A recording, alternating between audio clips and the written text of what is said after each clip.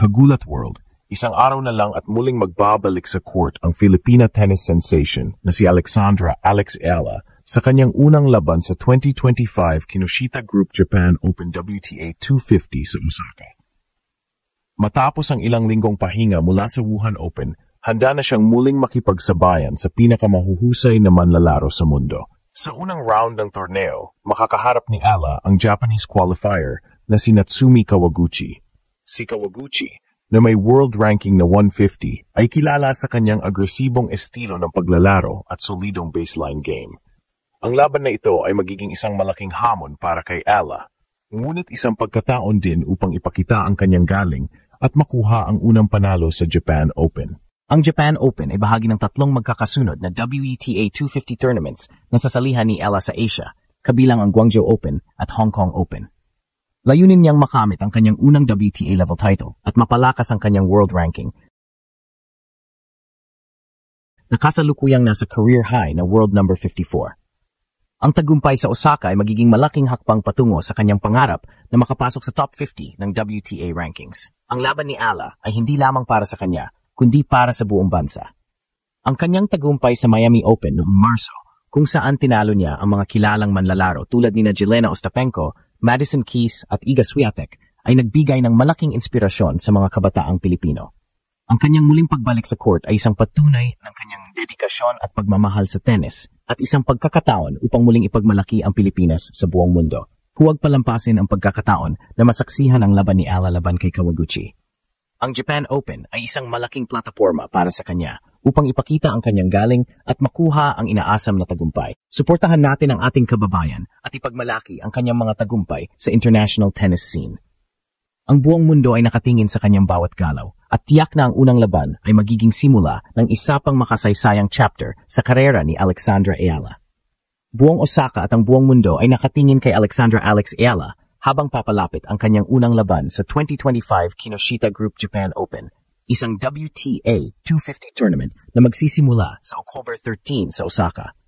Dumating na si Alex noong October 10 at agad na nagsimula ng kanyang training sessions. Ipinapakita sa bawat galaw ang determinasyon na ipakita sa international tennis scene na handa na siyang makipagsabayan sa mga pinakamalalakas na manlalaro sa tournament.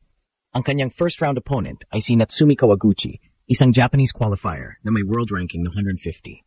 Kilala si Kawaguchi sa agresibong baseline play at matibay na rally game, kaya't hindi biro ang laban para kay Alex. Bagamat may kalamangan si Alex sa ranking at karanasan, ang presensya ng home crowd at ang pressure ng unang laban ay magiging malaking challenge.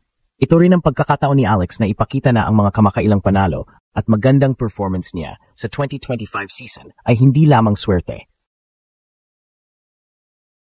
kundi resulta ng dedikasyon at maingat na preparation. Matapos ang kanyang makasaysayang tagumpay sa 2025 Miami Open, kung saan tinalo niya ang mga kilalang manlalaro tulad ni Jelena Ostapenko, Madison Keys at Iga Swiatek, nagdala si Alex ng confidence at momentum sa kanyang pagdating sa Osaka. Ang Japan Open ay bahagi ng serye ng WTA 250 tournaments na sasalihan niya sa Asia, kabilang ang Guangzhou Open at Hong Kong Open. Layunin niyang makuha ang kanyang unang WTA level title at maitaas ang kanyang world ranking. Kasalukuyang nasa career high na world number 54 at maging isa sa top 50 players sa mundo. Hindi lamang personal na layunin ang pinapakita ni Alex sa bawat laban. Ang kanyang pag-akyat sa international tennis circuit ay simbolo ng Pinoy pride, inspirasyon sa kabataan at patunay na kaya ng isang Filipino athlete na makipagsabayan sa global arena. Ang kanyang performance ay sinusubaybayan ng fans sa social media, ng media outlets at ng buong tennis world na nagdudulot ng dagdag na hype at excitement bago magsimula ang tournament. Sa isang araw na lang, magsisimula na ang laban ni Alex. Huwag palampasin ang pagkakataon na masaksihan ang kanyang unang laban sa Japan Open laban kay Kawaguchi. Ang bawat rally at set ay magiging simula ng isa pang makasaysayang chapter sa kanyang karera. Ang buong Pilipinas ay nakatingin at tiyak na bawat galaw niya sa court ay magbibigay inspirasyon at karangalan sa bansa. Ang tanong ay nananatiling exciting, kaya ni Alex Ayala na ilagay sa presyo ng kanyang kalaban at ipakita sa buong mundo na siya ay handa at competitive sa A-stage. Sa Osaka, patuloy na nagpi-prep si Alexandra Alex Ayala habang papalapit ang kanyang unang laban sa Japan Women's Open. Ang bawat practice session ay puno ng intensity, footwork drills, at situational plays na naglalayong ihanda siya sa agresibong style ng kanyang first-round opponent na si Natsumi Kawaguchi. Kilala si Kawaguchi sa mabilis na baseline rallies at matibay na defensive game. Kaya't ang strategy ni Alex ay nakatuon sa agresibong serve, point construction, at mabilis na transition mula defense patungo sa offense. Bukod sa physical preparation, mental toughness ang isa sa pinakamalaking focus ni Alex. Ang pressure ng home crowd at ng international audience ay hindi biro at alam niyang bawat rally ay sinusubaybayan ng media at fans. Ang coaching team niya ay nagbibigay emphasis sa focus, patience, at pagiging adaptable sa bawat point. Ang ability ni Alex na mag-adjust sa opponent's style habang nagpapanatili ng intensity ay magiging susi upang makuha ang unang panalo sa Japan Open. Ang Japan Open ay bahagi ng sunod-sunod na WTA 250 tournaments na sasalihan ni Alex sa Asia, kabilang ang Guangzhou Open at Hong Kong Open.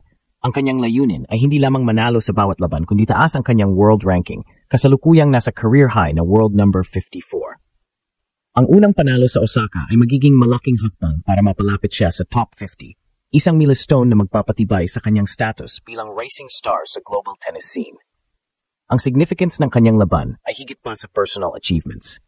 Ang bawat shot at rally ni Alex ay simbolo ng Pinoy pride, inspirasyon para sa kabataan, at patunay na ang Pilipinas ay may kakayahang magkaroon ng world-class athlete sa tennis. Ang kanyang tagumpay sa Miami Open, kung saan tinalo niya ang mga kilalang manlalaro, ay nagpataas ng expectations at ngayon ay nakatuon siya sa Osaka na ipakita ang kanyang consistency at competitiveness.